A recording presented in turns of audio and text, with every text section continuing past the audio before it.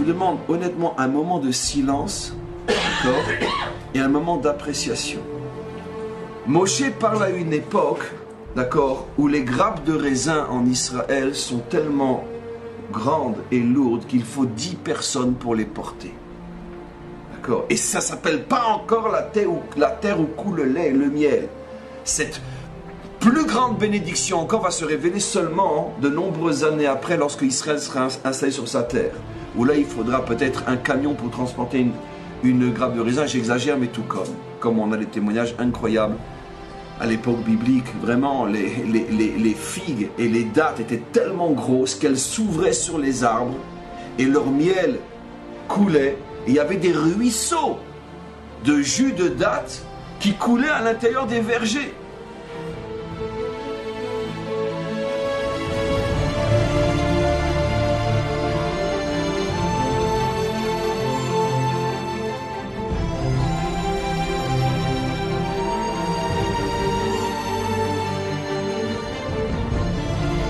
Et donc, Moshe, c'est la terre qu'il a devant les yeux. Mais comment peut-il prendre le risque de dire qu'un jour viendra où les Juifs reviendront sur leur terre et ils trouveront une terre malade, dévastée, ravagée, recouverte, comme on va le voir, par le sable et la poussière? Mais comment il peut prendre ce risque?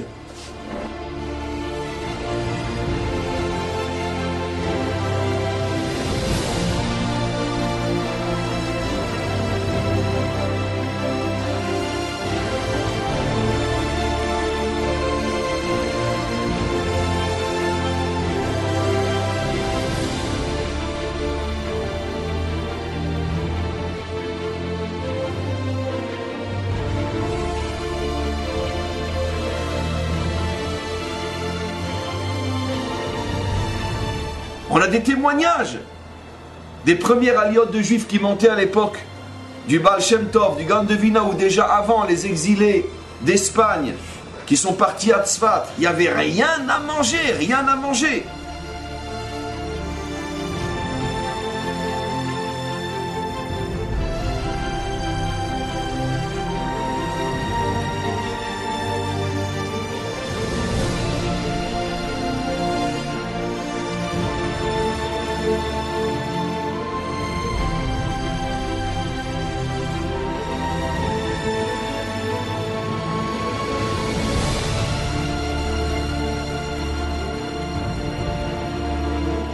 C'est un témoignage d'il y a 300 ans. Donc c'est pas des blagues tout ça. Il n'y avait rien à manger. Et donc rien ne poussait.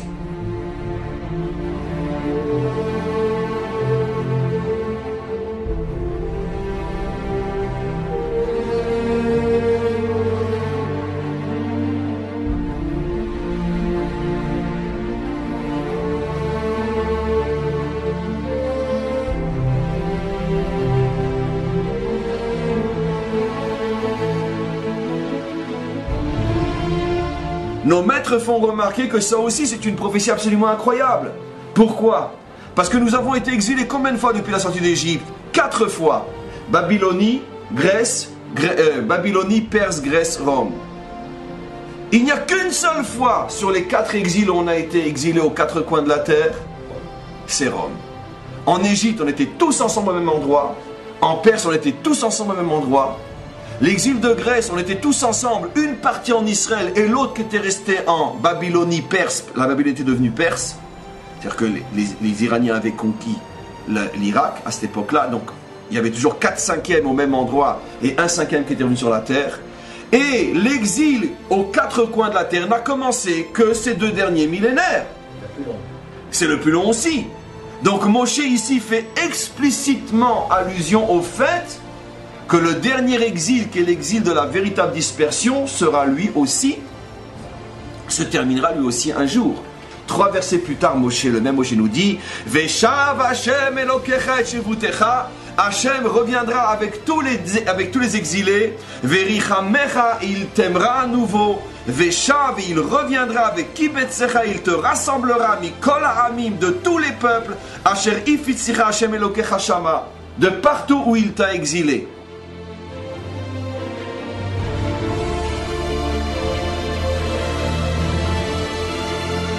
Après 2000 ans d'exil, un miracle extraordinaire. La terre redonne ses fruits. La construction incroyable. Toutes les villes qui étaient en ruine sont toutes été reconstruites. Beersheba, Dimona, du nord jusqu'au sud, tout a été reconstruit.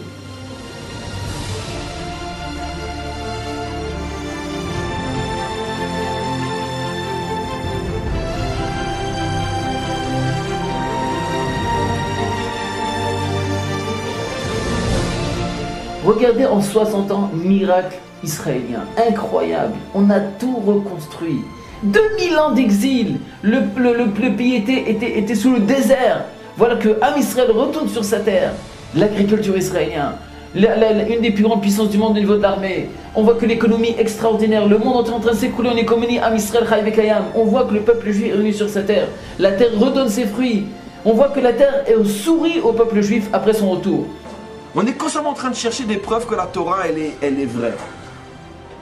Mais trouverez-moi un autre texte sur terre qui peut dire des choses pareilles.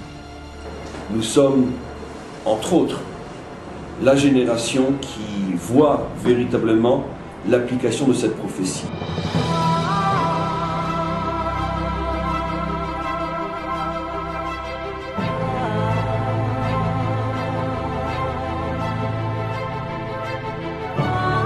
Le peuple juif et la nation d'Israël sont prédestinés à un futur, un avenir prophétique.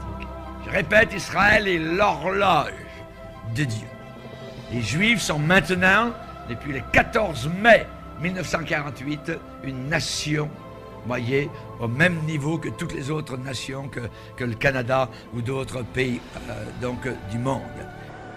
Les Ottomans, les Turcs, les Anglais, qui n'a pas essayé, les milliards qui viennent du monde et du Qatar, qui n'a pas essayé de transformer ce désert marécageux, désert au sud et marécage au nord, en paradis terrestre? Les Juifs sont venus en 100 ans, avec 1000 guerres et le terrorisme et l'absorption de Juifs venus du monde entier. Chaque problème suffisait pour ruiner le pays. On a fait en 100 ans de ce désert un paradis. Je comprends que ça réveille la jalousie.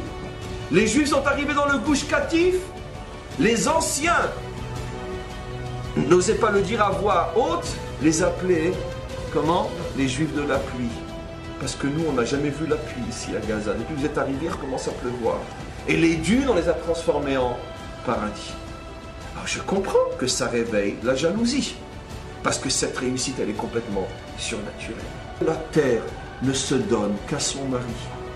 Et c'est nous. Et eux, comme ça fait 3500 ans qu'ils se rendent compte qu'ils ont beau essayer de cultiver la bande de Gaza, ça ne marche pas. Et nous, on arrive, on touche la terre et elle frissonne d'amour.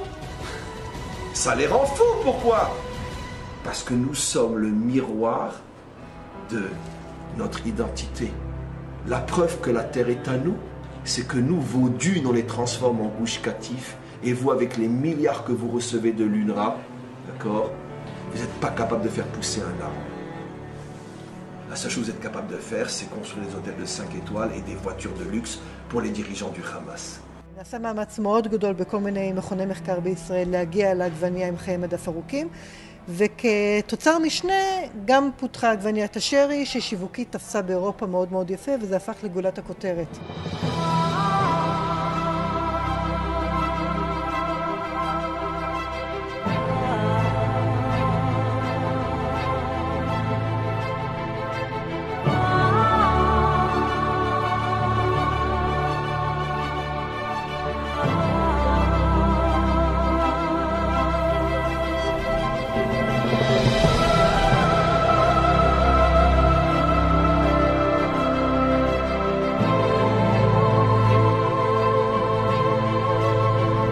Comment s'appelaient les Juifs du Gush Katif? Les Juifs de la pluie. Qui les appelait comme ça?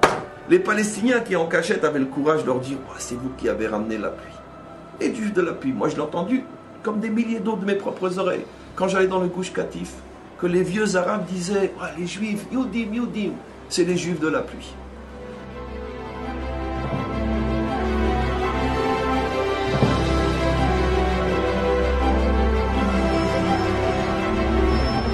Toute l'eau de la bande de Gaza vient d'Israël. Pas seulement l'eau, l'électricité, tout le reste, mais même l'eau.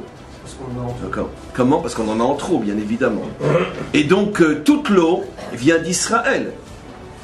Je ne sais combien de... C'est presque un tiers qui part déjà en Jordanie. Combien qui part en Jordanie? 30 millions de mètres cubes. En tout cas, c'est des chiffres démentiels par rapport à un pays qui n'a pas d'eau. Et le peu qui nous reste, une bonne partie part aussi à Gaza. Ça, le monde ne le sait pas, bien sûr.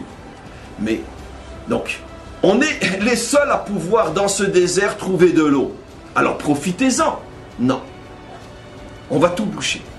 Et la terre promise, la petite partie qu'il contrôle, est en train actuellement d'exploser en productivité. L'armée d'Israël est puissante, l'aviation d'Israël et les aviateurs israélites sont reconnus pour être les meilleurs au monde.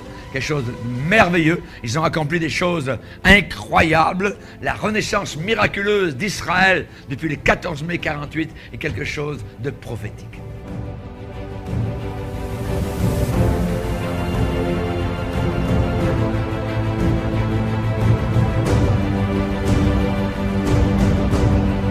On le voit aujourd'hui, Israël entre autres a inventé une technologie qu'il vend dans le monde entier, c'est l'irrigation goutte à goutte.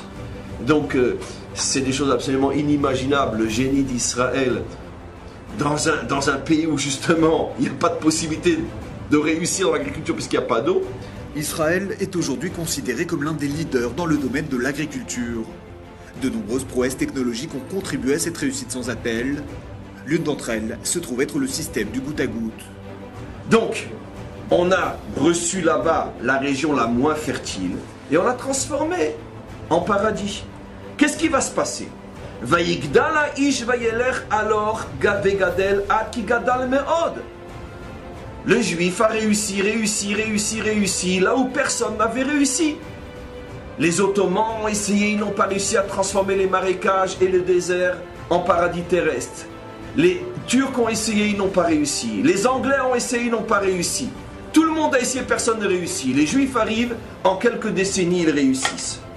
Qu'est-ce qui se passe? Vayilo mikne tson ou mikne bakar ve'avuda rabba. Et c'est bien commencé à se multiplier.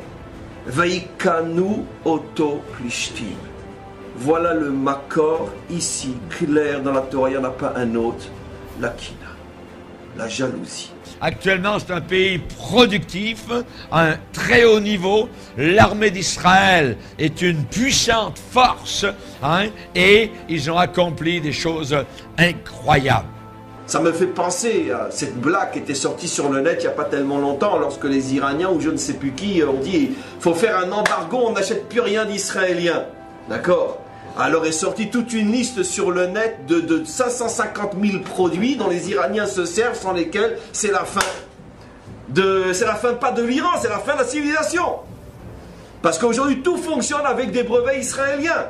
Que ce soit dans la médecine, la technologie, seulement quoi, des brevets où c'est pas marqué Made in Israel, parce que sinon ça serait pas vendu.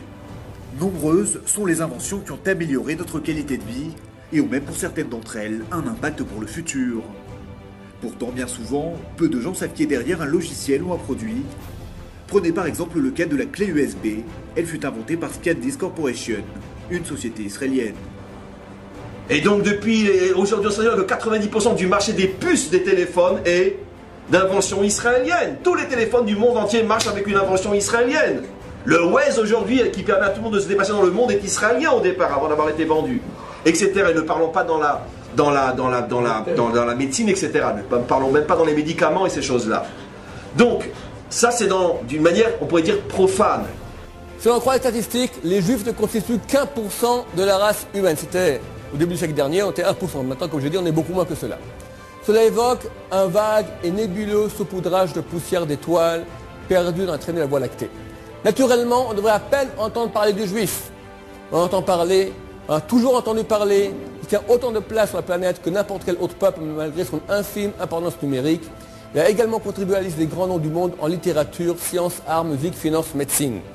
On parle de nous d'une façon complètement non proportionnelle.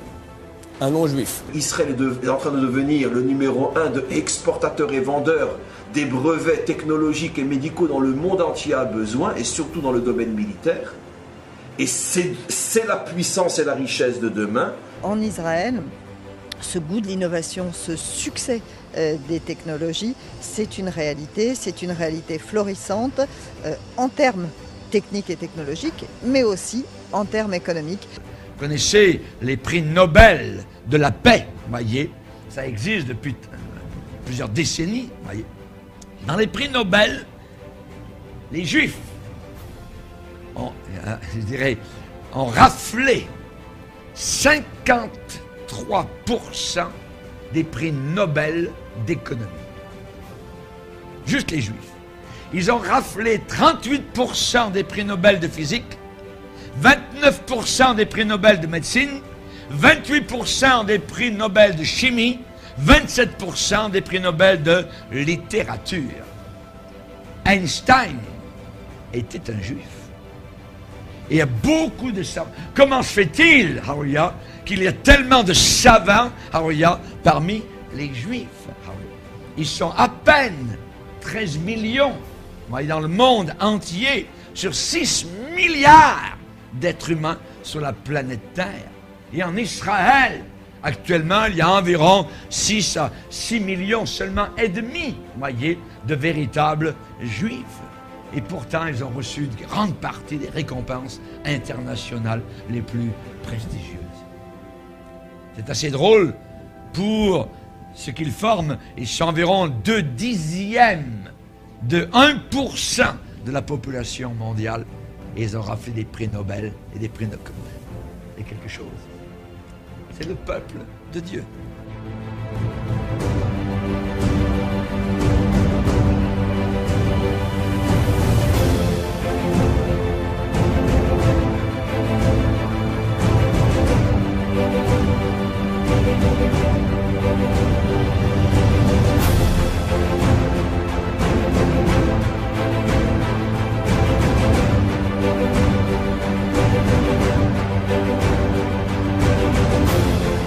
Israël est sur le point de mettre des technologies inimaginables sur le plan des armements. Inimaginables. Pas des armements d'attaque, des armements de défense, on sera intouchable. Une sorte de buée électronique qui fera qu'aucun missile ne pourra nous atteindre. Israël est sur le point de l'avoir. Les Américains le savent. C'est une question de temps. Au niveau technologique, on est en train de rendre Israël inattaquable d'ici quelques années, mais le problème c'est une course contre le temps. Et c'est ce que le monde sait.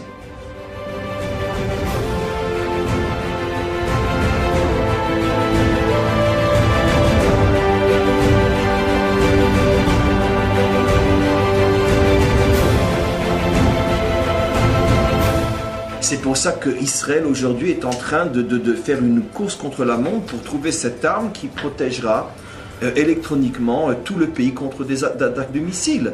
Et parce qu'on sait à quoi on s'attend. Maintenant, il y a d'autres choses aussi qui sont mises au point. On sait très bien qu'aujourd'hui, la victoire de demain, c'est plus une victoire contre les armes, c'est une victoire cybernétique. Si tu bloques les ordinateurs de l'ennemi, tu t'en fous de ses armes.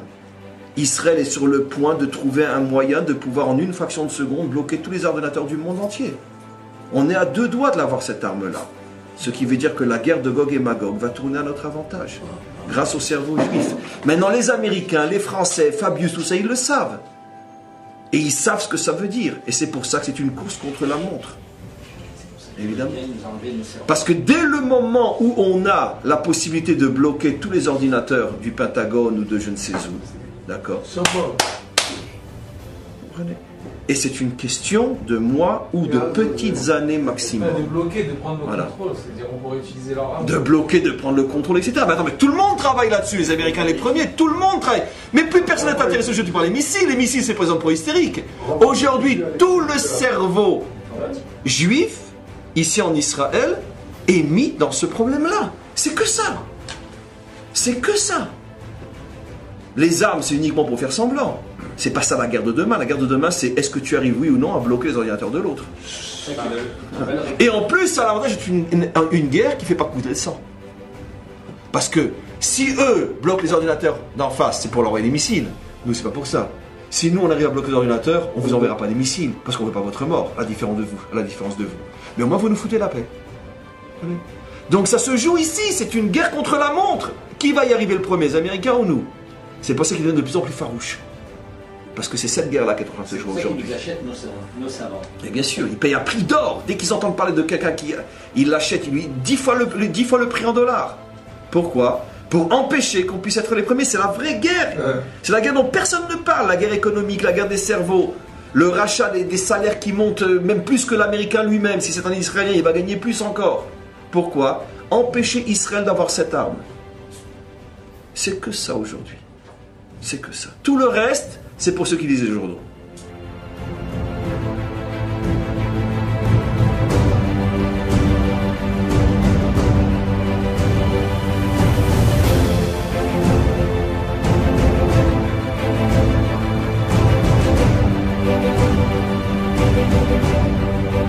Et donc, c'est la raison pour laquelle les Américains ne laisseront jamais les infrastructures du Hamas détruites entièrement. C'est la raison pour laquelle Kerry a déjà annoncé que 65 millions de dollars allaient être donnés au Hamas en passant par l'UNRWA. Pourquoi? Parce que les Américains ont une peur bleue de ce qui se passerait ici si on n'avait pas besoin de dépenser quelques milliards de dollars tous les ans pour se protéger.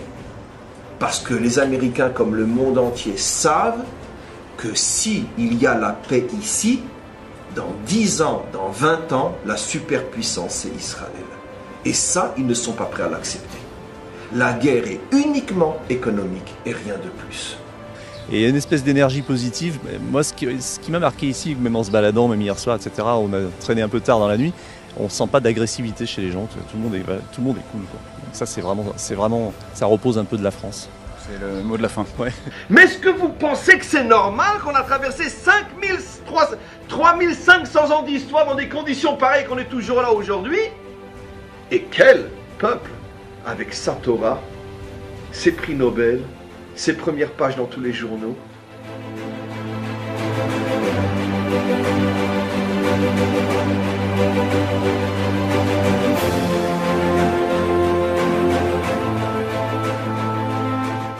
La Torah d'Israël. Est-ce que vous connaissez un peuple au monde qui a traversé ce que nous avons traversé et qui continue à être accroché en tant que peuple, je ne parle pas des individus, chacun en particulier, en tant que peuple, à la même Torah qu'il a reçue il y a 3500 ans sur le mont Sinaï et qui respecte les mêmes lois? Comment c'est possible une chose pareille?